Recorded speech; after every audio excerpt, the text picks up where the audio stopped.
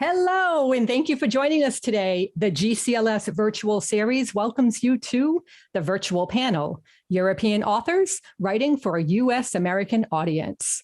This panel is sponsored by Karin Kallmaker.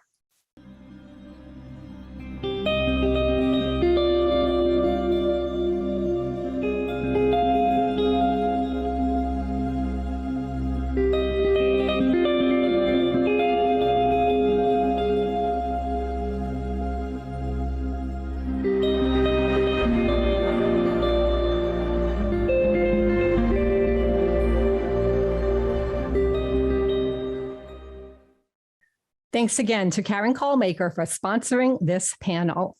Also, we'd like to thank you all for your continued support of our virtual series and of the GCLS in general. Donations are always welcomed and greatly appreciated.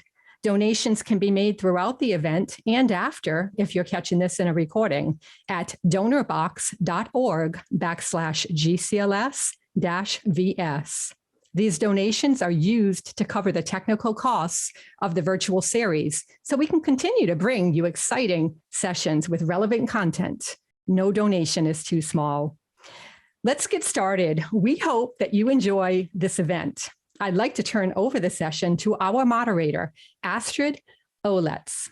Hello, I hope you can all hear me, and welcome to this panel. My name is Astrid Ohletz. I'm the founder and owner of favour Publishing, which is an international company, publishing house based in Germany. So let's see, we were supposed to have 4 authors with us, 5 authors with us tonight. Unfortunately, Jade Winter can't join us. She has the flu. Melissa decided to not show her face, but we know she is somewhere. So maybe we could start with a short introduction by everyone. Could maybe Mayapee, you would like to? Hey, hello, Melissa. So now we're all here. Mayapee, would you like to start saying like who you are, what you've written, what kind of genre, just a very short introduction. Hello, everybody. My name is Mayapee. I live in England. I write lesbian, bisexual romance, and the publisher that I'm writing with is Bold Strokes Books. My recent book came out in August of this year, and previously I contributed to one of their anthologies. And thank you for having me today. Thank you. Kate, would you like to? Yeah, hi everybody. It's great to be here. My name is Kate Castle. I write young adult, new adult, sapphic adventure books, and my debut novel was released last December. Before that, I had some success with a short story, a novella called Born of the Sea. I'm very happy to be here. Thank you. Cool to have you. So, Melissa, would you like to introduce yourself? Hi, I'm Melissa Tereze. I live in Liverpool, England. I mostly write age gap sapphic romance, because who doesn't love old women? Okay, thank you. And for everyone who's a bit shocked, that was a bit of a Liverpool accent we have here. I never forget when I met the very first person from Liverpool, and I was like, oh, I thought I learned English in school. So, and then we have Jay. Hi everyone, I'm Jay. As most of you probably know, I'm from Germany, but I write all of my sapphic romances in English and then later translate my books into German so that my German readers can read them too. And I publish both my German and my English language books with favour Publishing and have just published my 23rd novel, Just a Touch Away, with them. Thank you. So unfortunately, as I said, we're missing Jade Winter. Jade Winter, who came back from a holiday with the flu, as one does. So she can't join us tonight. So when I thought about that panel, moderating that panel, I gathered some fun facts, and also Jay and I spoke shortly today. And I would like to give you what I believe is fun facts. So when we're talking about Europe, tonight we only have authors from the UK and from Germany, but actually Europe is 44 countries, and the US have 50 states.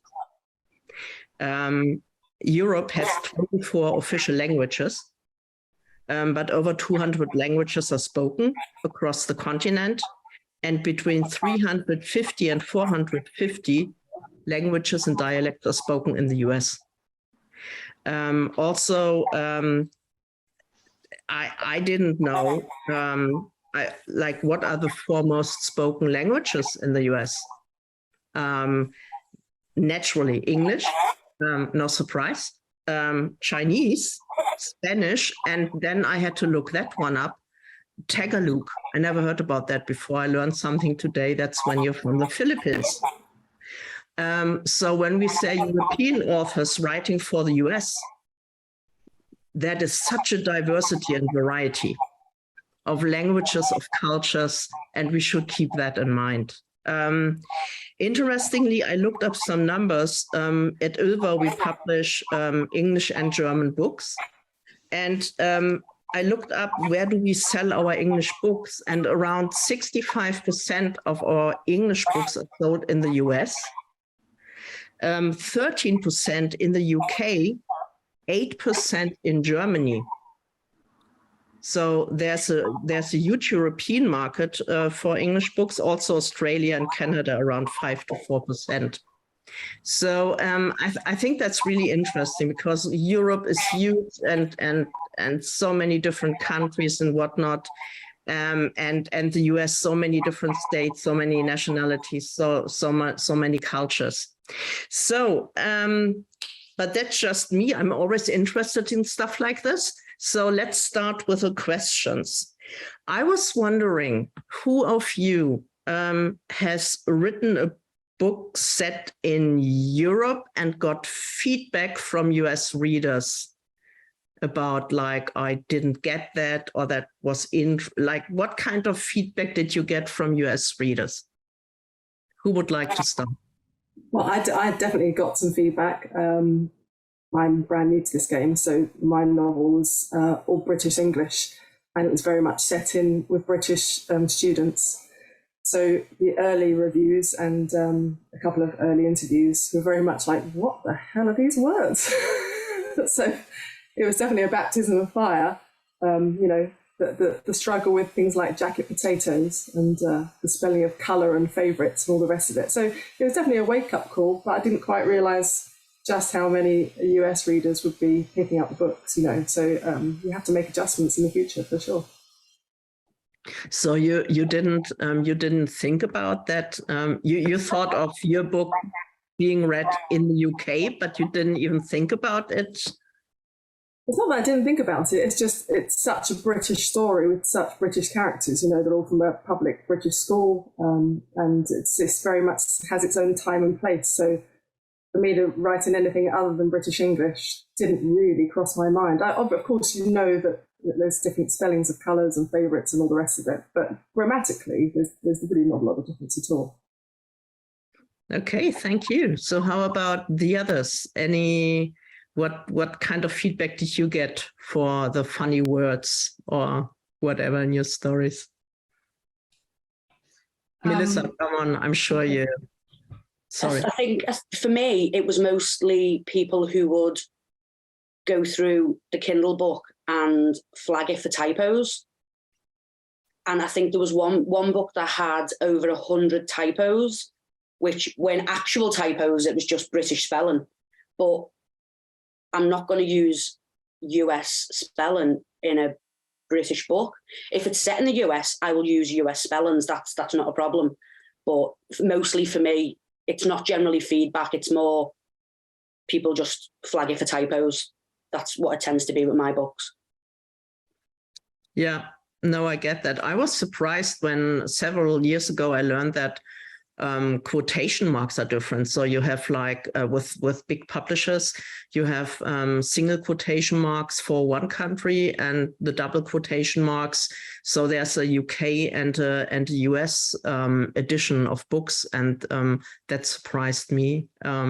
Things you never think about. I'm sorry, Jay, I interrupted you. So yeah, no problem. Yeah, it's interesting since the only one of my 23 novels, 22 of them are set in the US. So of course I used American English and American spelling for them. But the one book that is actually set in Europe is set in Germany, and all of the characters are German. But since I wrote it in English, I had the choice between, am I writing it in American English or in British English? Because of course the characters really are talking in German. And I chose American English because it's just, first of all, what I'm used to and what most of my readers would be used to. And so I didn't get people correcting my color or spelling like that. And so if there are any local words like Bächle, I explained it in the context without violating the point of view so that it's clear, okay, that's the small water canals that run at the side of a street in Freiburg. And the kind of feedback I got from my readers was very positive. Whenever someone joins my Facebook group for readers, I ask them what their favorite of my novels is. And Paperlove, the one that is set in Germany, is definitely among my most popular ones. But what's interesting is that the book being so popular with readers who have read it is not exactly reflected in sales numbers. Like, for example, the statistics you quoted, that 66% of our English novels are bought in the US. It's not true for Paperlove. For Paperlove, it was more around 50%. Yep. And the percentage of sales in Europe was higher. So I think there's definitely a subset of romance readers who are somehow just enjoy it a little more and who find it somehow comforting if a book is set a little closer to home. But the US readers who did read the book enjoyed it because it was set in a different country. It was just a nice change of pace, and they enjoyed all the descriptions of the city. I happen to think it's a really beautiful city, but I live there, so I'm biased. And all the local dishes, and some people even enjoyed it so much that I think it's around 10 people now who read Paperlove and then flew across the big pond to Germany just to visit Freiburg. So I feel like, okay, the German tourist office definitely should start to pay me now. That's funny, isn't it? Like, Mayapee, what's your experience? Like, you also write in UK English, right? Yes, mainly. My more recent book was interesting, and that's why this panel resonated with me, because it's Parallel Paradise, the one that came out in August, and it starts off in India, and then it comes back to England, and then there's some scenes in Paris and some scenes in New York. So I had quite a mixture in my first one. And with the scenes that were set in India, I think what my readers really like is the authenticity, like Jay was just touching on now about the different dishes and the local dialects, the language. So yeah, with me it was a mixture, but I've been getting mainly positive feedback about the authenticity, and generally I gravitate towards, well, if it's set in the UK, then I go for mainly British English, and then and those scenes that were set in India, I put in some local dialects. I mean, one thing that people in India do a lot, which I played on in my book, is they don't seem to appreciate that, as we found out today, that England is made up of Liverpool, Leicester, Nottingham. They seem to always refer to England as London, and that's why there were quite a few scenes in the dialogue saying that, oh, so you're from London, and then there are a few scenes where the character is correcting them. So I wanted to actually bring up those points that people don't really, and because it's basically like saying that someone from France is from Paris, assuming they're from Paris. So I was trying to touch on some of those things.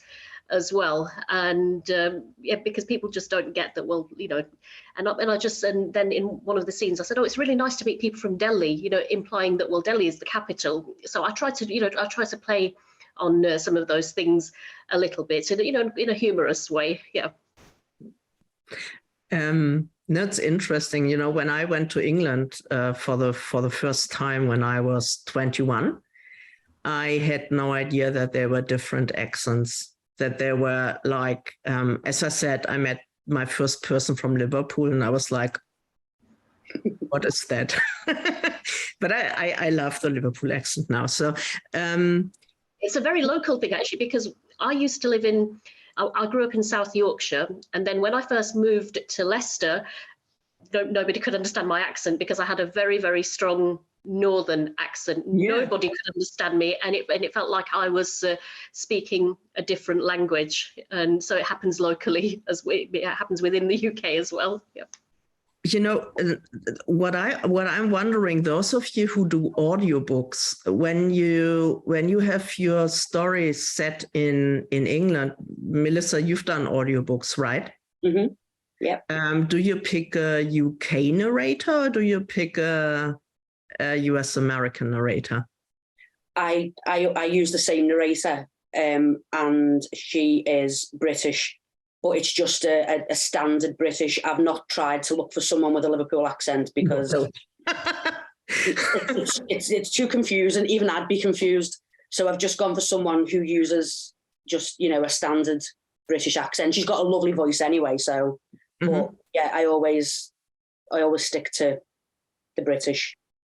So have you gotten any feedback from readers or listeners in the US regarding the narrator, the English, that they like it? Or yeah, they do. They seem to like it. There's been quite a few reviews saying that it's nice to have a British narrator because there doesn't seem to be many out there. So yeah. I think maybe obviously there's always going to be more US books, but I don't know why anyone would use a US narrator if a book is based in the UK or, you know, wherever other than the US. So I think maybe we get some more British narrators. Yeah. Kate, do you plan to do an audiobook, or have you done an audiobook?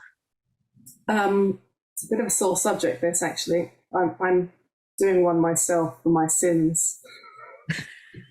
So you're going to be stuck with this accent on it all the time. That's cool. I like to learn new things, you know, so it's one of my passions to try new things, you know.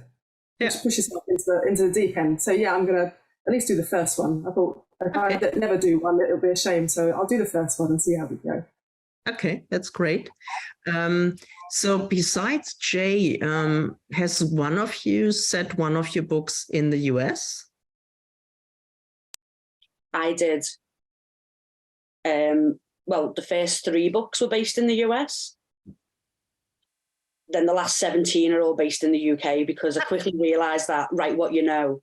And I've never been to the US, so don't try and pretend that you have, because it just doesn't work for me.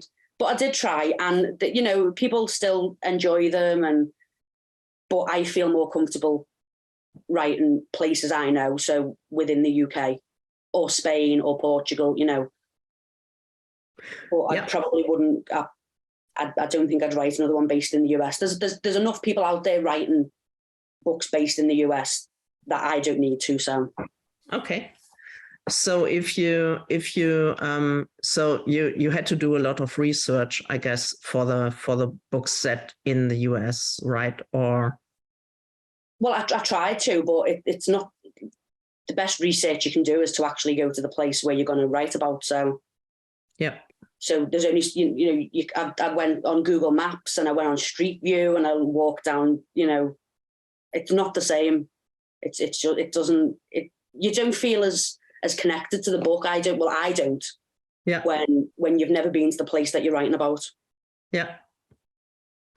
So Jay, how about you? I mean, besides Paper Love, I think all of your books are set in the US, right? So how do you do your research? Because the one thing you don't want is for readers in the US to say, oh, but that's not true. Or authentic. Yeah. Yeah. Yeah, for me, it's kind of the same reason as Kate says, like she likes to try new things. And I mean, it was really fun to write a novel set in Germany, but I like getting to know new places if I can by visiting them, but if not, then just by doing research and learning new things and talking to people who live there. And I think that's the most important thing when you're doing research, to dive really deep into what's typical of a place, but also to be aware, like you hinted at the beginning, what great diversity and variety is within a country and within one culture, especially if we're talking about US. That's a huge country. And so let's say my book, Perfect Rhythm, that's set in a small town in Missouri. So that would be completely different from, let's say, my latest book, Just a Touch Away, which is set in Portland, Oregon. And yeah, I think it's important to research the place first. What are typical dishes? How do people speak? Is it a small town? Is it a big city that plays a big role? If I can, of course, I visit the place. I've been to Portland, Oregon, so a lot of my books are set there, which makes it indeed easier. But if not, for example, I haven't been to Missouri, but I have beta readers who live in exactly that place where Perfect Rhythm is set, and they can answer all of my questions and they will beta read the book. And so they will let me know if any of the details I put into the book don't feel authentic to them. And they can tell me where do people order their pizza so that it really rings true to someone who lives in Missouri, or I should say Missouri. So yeah. Yeah. And could you, I mean, I'm sure that most of our listeners or watchers or whatever tonight are aware of what a beta reader is, but could you like maybe explain this in quite shortly? Mm-hmm. Yeah, in my case, as soon as I finish a chapter, I send it off to readers who are avid readers of my genre, so sapphic romance, and I have a general beta reading team that reads all of my books and gives feedback, but I also look for one or two people who live in the area and give more specific feedback of, like small details. Did I get a description wrong, or is that there a word, like would they say soda, a pop in that area, like the little details. The devil is always in the details. They provide feedback on the early stages of the manuscript. We have a question in the Q&A that do any of you use a glossary to explain words used in dialogue? So let's that question goes to the authors writing in UK English. Did you ever consider for those words American readers might not know? Did you think about how do you make sure they understand what you're talking about? Do you use a glossary? Do you just say, I go with it, they shall learn themselves? What's your attitude? How do you solve that? I used a glossary in my novella because it was 18th century England and Caribbean, so they use a very different language then, you know, and lots of different words in their lexicon that we don't use anymore. So it got to the point where I'd done so much research, it would be a shame not to include those words, you know, that you knew were spoken regularly. So it was really important to put a glossary at the back because otherwise people would be completely clueless. So that was quite fun, actually. You know, I quite enjoyed that, but not for the novel. Mayapee, how about you? In previous books, because sometimes I write, bilingual. So in previous books, I have used a glossary. It helps a lot. But with my current novella, Parallel Paradise, when I've talked about local dishes within the dialogue, I've explained, what the dish is. I'm really craving this dish, and then that's when you can go into use of the senses. And yes, if I was if I had like quite a few words in another language, then I probably would use a glossary. But because I didn't really have a lot of words, I just had the odd name of a dish. That's why I didn't. And I think because I was at an event earlier, I think sometimes it's good to give your readers something to do, you know, something to think on, and it paints a picture for them. And I think sometimes, you know, some readers will be like, oh, okay, so yeah, elevator is what you know, we call it a lift in the UK. And I think, you know, some readers, I think they'll get it, but then there'll be others that, because one word I heard today was, because we call you know, the lid of a car boot, whereas it's called a trunk in the you know, in the US. So sometimes you'll get the odd ones that are like, what's that? A trunk, because a trunk is a completely different thing in the UK. They're not used anymore. So with some of those, I mean, if I was, you know, writing a book entirely, if for a UK reader with the US, then I probably would put a glossary in for some words that are not maybe used very much. But in the past, yes, I have used glossaries. Yeah. It's funny when I read books, like being a not native English speaker, I'm used to reading books set in the UK with British English. I'm used to reading books with American English, and I wouldn't notice the difference really, because I know both. And so many words, like I wouldn't even be able to say, oh, that's the British English or the American English word for it.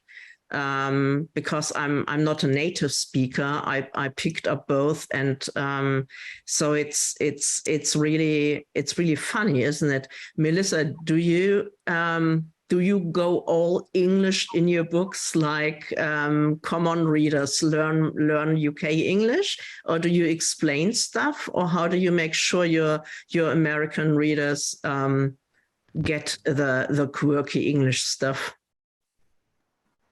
I try to use universal language because it's easier for me.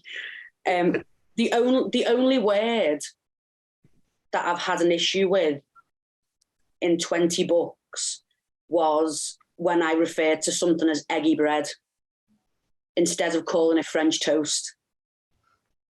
Okay, I never heard that. There was so many people who sent messages, they emailed me all over social media asking what eggy bread was. And I was like, it's French toast. It's just what we call it, you know, in certain parts of the UK, more up north than anywhere else. But so that's the one issue is eggy bread. Of all the words, it's eggy bread. So. I think if I read that in a book, I would have thought that's a bread with scrambled eggs or fried eggs on top. I would have never thought French toast. Yeah, we just like to say what you see, really. That's all it is. And it's eggy bread. I really wonder, like, if you're reading that, let's say on a Kindle, and then you say like, oh, I don't know what that is. And then you press on the word, and probably the reaction from your Kindle reader would be, I don't know either. Eggy bread, never heard that. That's funny. So basically, because we are talking about European authors writing for the US market, do you, and that is a question I would appreciate if all of you could answer that, because I think that's also why people are here. Do you keep it in your mind, like when you're writing, that you don't use, or let me phrase that differently, that you might need to write it a bit differently because it's not only UK readers reading your books, or do you just write and believe it's going to be okay in the end? Like, I know when we had a short call a few weeks ago, and I think it was actually Jade Winter who said, oh, high street, no American understands high street. So would you like explain this and this person is going to the high street and is like, oh, all these wonderful shops, or like, do you try to explain things that US readers might not understand, or do you write your story and it's like people will love it? Point. To answer that question, in Paper Love, I had to keep everyone in mind because I knew the minority of my readers would be German.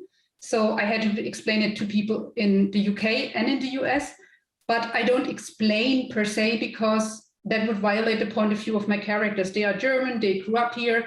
At least one of the characters grew up in Freiburg or close to it, and the other was from the other end of Germany. So they speak in different dialects, and so I could explain maybe a little. But otherwise, I trust my readers. Readers are clever. Readers know how to Google. And to answer your question about the glossary, what I didn't have a glossary because I think in an ebook, it's a little impractical. Very few people will jump back and forth. And if they do, it interrupts the reading flow. It's a novel, not a nonfiction book. So what I did is I created a reading companion with pictures of the different dishes and the different places I described. And a lot of readers really loved that. So they could have their Kindle or their phone or whatever they were reading on in one hand and have the iPad or whatever with the reading companion and look at pictures while they read. So that was a good solution for that. And for my other books, I always write for a global audience, and I never assume that my reader is going to be one nationality or another. Yeah. And I try to have beta readers from different countries, so that I know how do they react. Is there a word that I maybe think it's commonly used and it's not? It's maybe only used in one country over another. And so I collect feedback from a lot of different beta readers and then see how I can write a story in a way that everyone understands it, but I don't try to dumb it down, so to say. I trust my readers to get it, and they do. So that's. It's really, I love that. I'm just seeing like in the chat is now gone crazy with food. Like everyone is comparing what's a zucchini, courgette, whatever in your language, what do you do with it? I'm sure we are soon going to exchange recipes over that. It's funny. So Kate, how about you? When you write, do you keep in mind that you may have to explain something, or do you also say like, no, I really trust my US readers to get it? I think there are sort of two questions there. I think contextually, I trust the readers to get what I'm talking about. You wouldn't want to ever let it interrupt your writing flow and what you're trying to get across, right? Yeah. But when it comes to spellings and what we were talking about earlier, sort of using a Z or a Z in realised rather than the S, which is what I use British English. That for me is something that I've had to completely change my ideas on, because I know for a fact that 85% of my readers are from the US. So, and the good thing is my next novel that's out in December is a dystopian world. So, well, it's best of both worlds.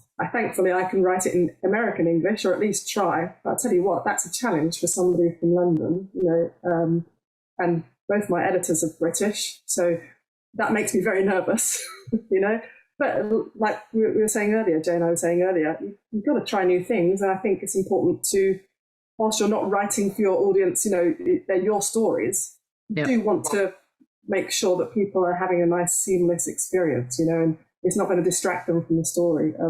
So I wanted to at least try and tackle American English. And luckily I have some American friends that will tell me off, and hopefully I'll get them on board. Yeah. It's definitely a challenge for a girl from London, for sure. It's completely alien to me to spell things in an American way. But grammatically, like I said earlier, there's really not a lot in it at all.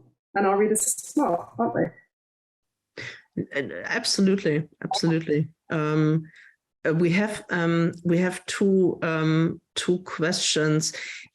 I'm going to just throw them to you, and whomever would like to. Do readers from France, Germany, and other European countries have as much difficulty understanding UK words, dishes, customs as apparently many Americans do? Any of you? Mayapee, do you have? Or Jay, yeah, go ahead. I think it depends. You can't generalize.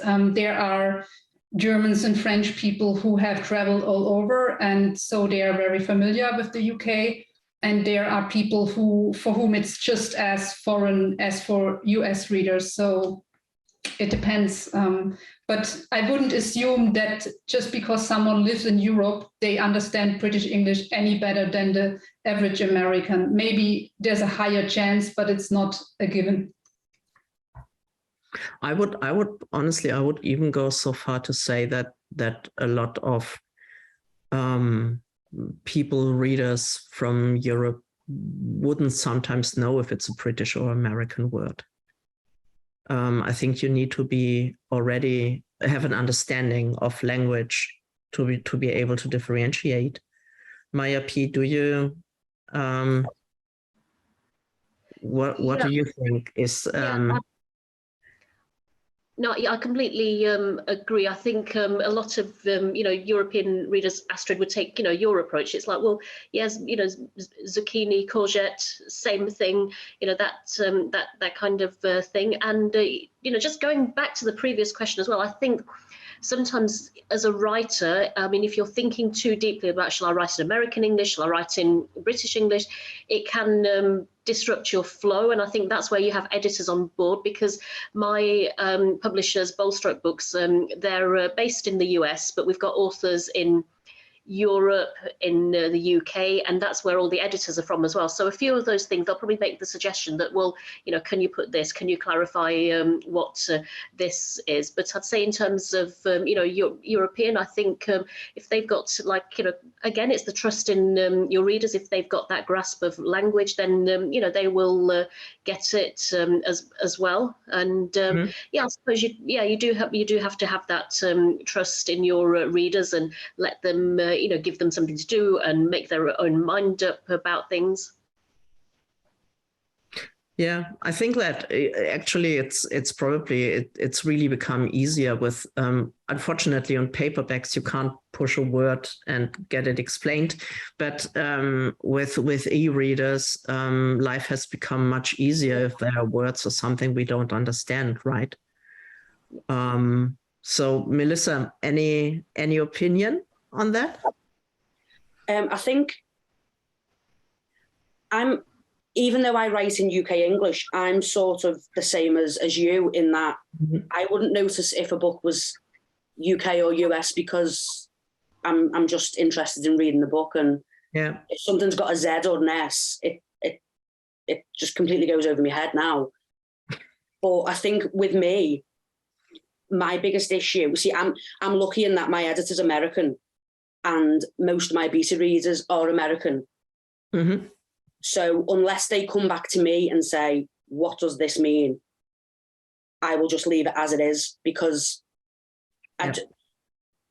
my biggest issue is in dialogue. That's when people will pull me up and say, I don't know what this means. And that's because I've fallen into Liverpool dialogue. Yeah. Which even I can't understand sometimes.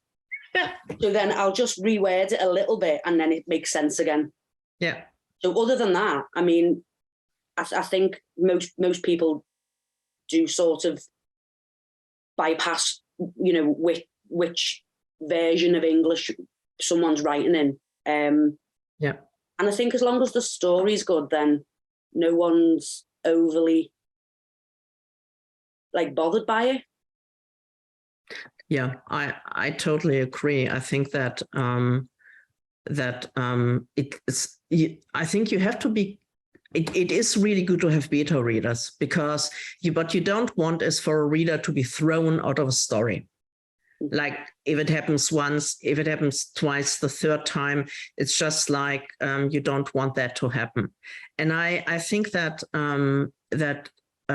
you really want to keep books colorful, and that also means like with Favour publishing, we say UK authors write UK English, Australian authors write your funny version of English, and so stay with it. And also for narrators, we love to pick Aussie narrators and whatsoever, because it's part of the story, isn't it? Like, but then you always have to have people who check if you've probably gone too far, so that really like people won't understand. But that's the same with historical fiction, isn't it? Like you want the history. I mean, Sandra, Jay, you've written Shaken to the Core. So with historical fiction, you need to. You want the story to keep the flow, but you also want it to be historically accurate. You don't want them to use a mobile phone if it's set in 1905 or whatever. So and that's a fine line to walk, isn't it? Yeah, absolutely. And that story, Shaken to the Core, isn't only set in 1906, but it also has an immigrant from Sicily. So. And she, of course, didn't go to school to study English. She was working for her parents who fished for a living. So her English is not fluent. And to write from her point of view was a real challenge, because her speech pattern, I studied what are typical mistakes that someone who grew up with Sicilian language, what kind of typical mistakes would they make? But I also couldn't overdo it so that everyone is going like, what is she trying to say? Because I had to not just write the dialogue in her point of view, but also when the scene is in her point of view, all the narration is like that too. So yeah, as you said, it's always important to achieve the right balance, to stay true to the character and her cultural and her language that is unique to her. But on the other hand, not to completely lose readers by overdoing it. Did any of you with contemporary romance, Mayapee, you already said like there's a diverse background of your characters, so you have to did you use like do you have characters who don't fluently speak English, or so how did you make sure to not go overboard so that readers still understand? How do you do that? Yeah, because I mean, yes, I did have characters who didn't fluently speak English, and then with the opening scenes with my current novella, there were some that spoke in very, very broken English, and I set out the dialogue in a certain, because I mean, you know, one tip I've always been given with dialogue is you make the dialogue realistic, you know, like you're having a full-on conversation in real life, make it organic. And that's how I set out the dialogue. And then because I was writing from the first person, my character could say, oh, okay, so they're showing off this is what they're doing, they're showing off their broken English. I mean, you know, words to that effect. And I think with that, again, you can give the readers something to do. They'll get it that, oh, okay, so that's why they don't know that, you know, yeah, England is not just London and you know, the broken English, and then yeah, sometimes I would put the words in a very, very specific way, you know, set out that, oh, okay, well, you know, this shows that yes, their, you know, English is broken, and then you'd have it set out in a certain way, the mispronunciations as well. Yeah. I guess some non-native English speakers wouldn't even notice. That's the thing. You're not only writing for native English speakers, like we see that now we have more and more books translated into German, English to German, and readers don't want to wait for more books by an author to be published, and the English might not be so good. They go and buy the English books, and because their English isn't so good, they wouldn't sometimes notice that something is not fluent. It's really funny, isn't it? With so many people all over the world now reading English books, it's mind blowing sometimes. We do We do with have. me, it was part of the story as well. It was part of the story that this character has gone to India, and then people want to they want to impress her really, with their English. So with me, it was part of the story. So I think when you're following the story, you can see that okay, that's why they say this word in a certain way. So it was part of the story with my book. Yep. Yeah, I remember when I was in Norway for the first time. Me being a German, everyone in Norway tried their German on me, their school German. They learned like 30 years ago, and I was always smiling politely. I really hated it. Anyhow, we have a really I love that question because I'm sometimes going mad with this. Do European countries still use the metric system? Yes, they do. I've noticed in BBC BritBox shows that the actors will describe a suspect as being X number of pounds or a location being X number of miles away. Do you European authors use metric in your books or do you work the conversion? Silence. Shall I pick someone? Okay, Melissa, come on. You're laughing so hard. Come on, answer that question. I use miles, I use pounds and ounces. I don't use a cup because I don't even know what a cup means. I've got cups, but I still don't know how to use them. So I use pounds and ounces and miles and anything else similar. It's too confusing otherwise. Yeah, as a German, I'm lost with ounces. I'm able to. I know what pounds are, so that's no problem. With ounces, I'm like I'm sure I don't even need to know. So, Kate, what do you say? Do you use metric system or do you? Honestly, I don't know whether I'm coming or going with it myself. So putting it in a book is a real challenge. I definitely use both in the novella. I don't know why. I'm a baby I grew up in the 70s and 80s, so it was the real change over time, So I use all of it completely interchangeably, and it's a woman's right to be confused. It's fine. Okay. Mayapee, how about you?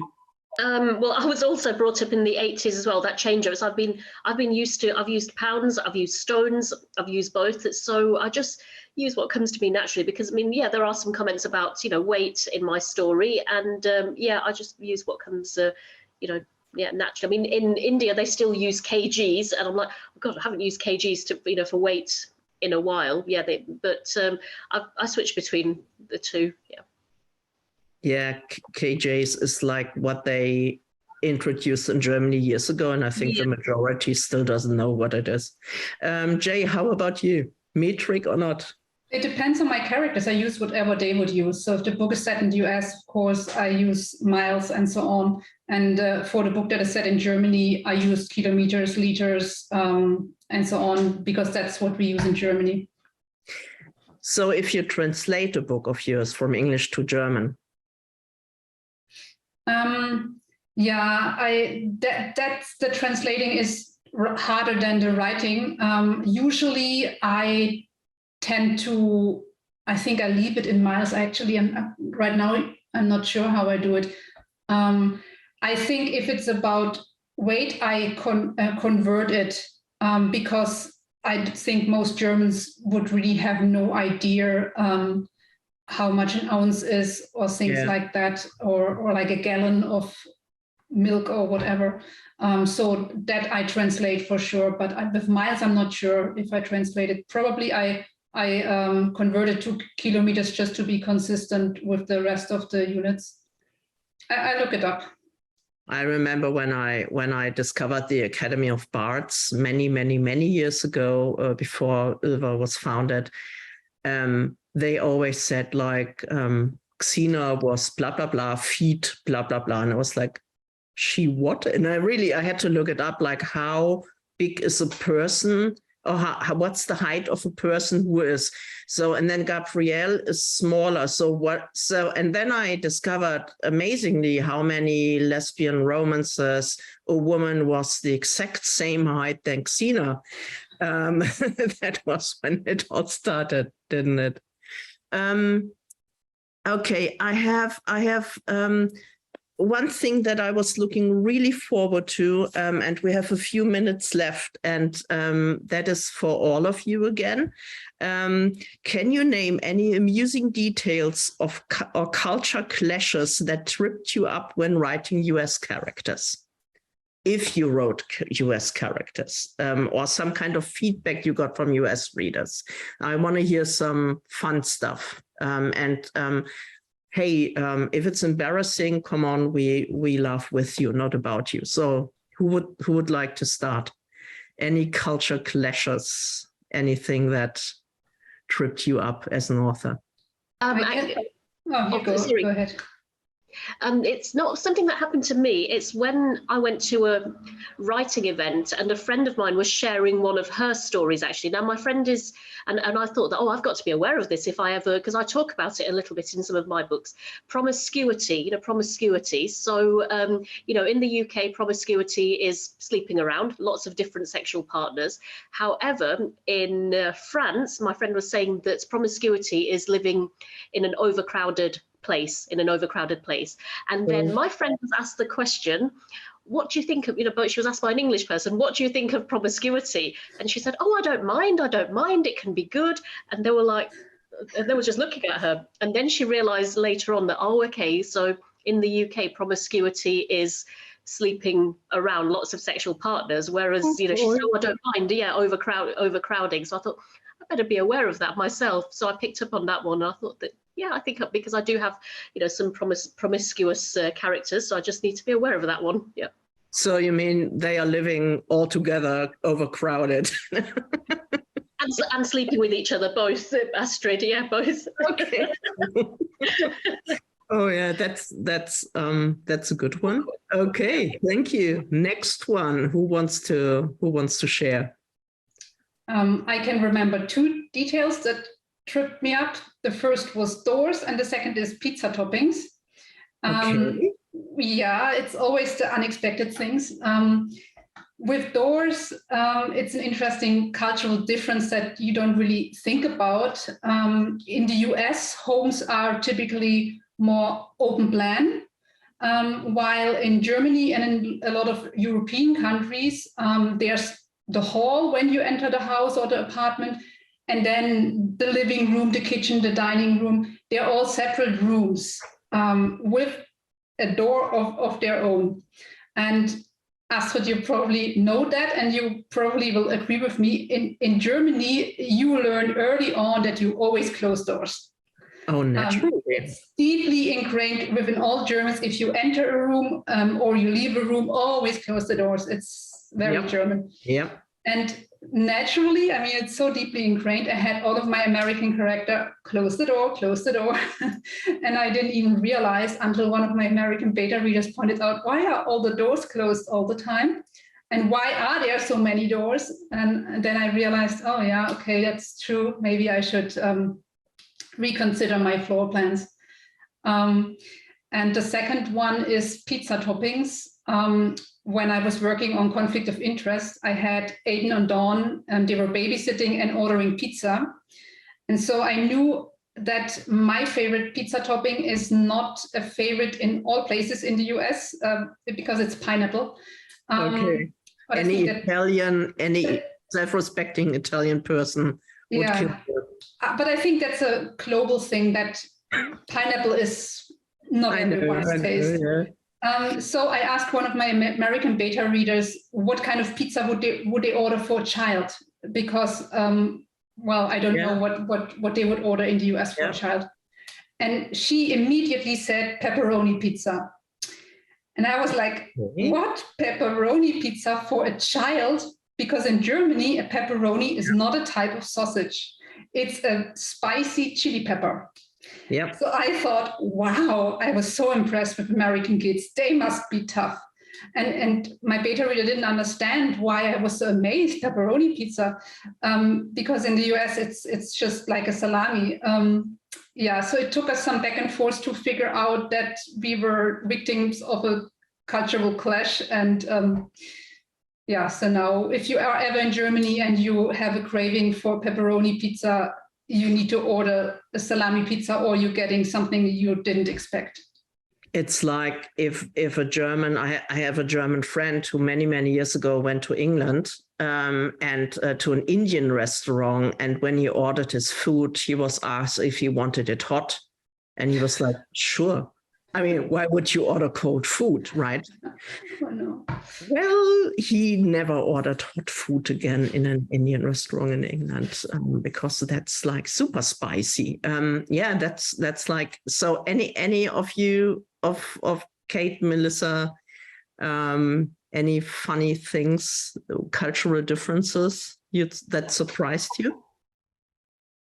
I have one word that people kept coming back to early on, but I loved the fallout from it so much that I never took it out, and that's the word plumped. Now that means when you choose something over something else in English, and but so many people said, "What the hell do you mean by plumped for something?" But it just amused me, so now I deliberately keep it in, but I am adjusting somewhat afterwards. The one thing I have found really difficult, though, and it's not so much embarrassing or anything like that, is the difference in Oxford comma. Oh, yeah. This is a big issue. I don't know what you guys all got on with your editors, but my editors have said, very much, you're writing a UK fiction book, you don't use the Oxford comma. And from my experience reading a lot of American English, the Oxford comma is very much there. But it's such a debatable subject. What do you guys think about it? Can I love how first we had like 3 minutes of pineapple doesn't belong on pizza, or I love pineapple on the chip, and now it's like I love the Oxford comma, and the next one I don't. Who doesn't love the Oxford comma? I mean, I don't understand the hate. I think, Jay, as far as I remember, we encourage our authors to use the Oxford comma, right? I never heard about that. We require it because it can prevent a lot of misreading, actually. If you have a series of 3 nouns or verbs or whatever, you can make it clear what you mean by using the Oxford comma. So I strongly encourage our editors to encourage our writers to use it. Yeah, well, I'm making them stay with the Oxford comma in the next one. There's no way they're stopping me next time. No way. Okay. So Melissa, you still owe us a cultural clash story. Do you have one? I don't think I do, and I'm which I'm quite disappointed in. But I would just like to say that I love pineapple on pizza and sweet corn, which is what I've seen in the comments. Yeah, and I love the Oxford comma. Yeah, I from time now I'm going to I love pineapple on pizza, but only on tuna pizza, and that is probably going. Yeah, that's the reaction I expected. So I think we've pretty much made the 1 hour. Is there anything I didn't ask or talk over you? Anything you want to say before we close the panel? No one wants to say anything.